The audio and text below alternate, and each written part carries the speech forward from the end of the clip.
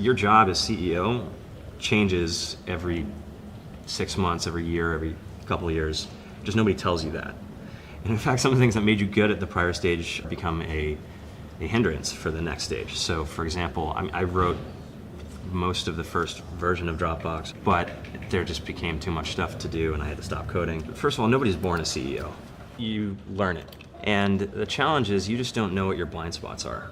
The chessboard is a lot bigger than just building a good product. And you have to be able to make smart and fast decisions about what markets do we go into, our business models, competition, strategy, how do you build a team, how do you run a team.